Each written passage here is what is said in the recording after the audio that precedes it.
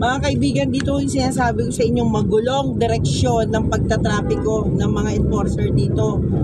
Dahil tingnan nyo napakarami ho nilang ginawang counterflow. Yan, mamaya ho, makikita ho ninyo. Sa kaliwang bahagi po ng kalsada, makikita ho natin napakaliwang. Pero yung papuntang southbound, ito ho, tingnan nyo At ang mga enforcer ay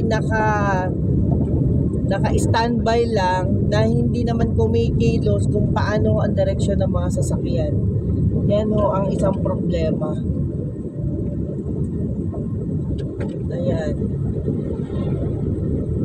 Tingnan po natin ang kaganapan dito mismo sa Katipunan.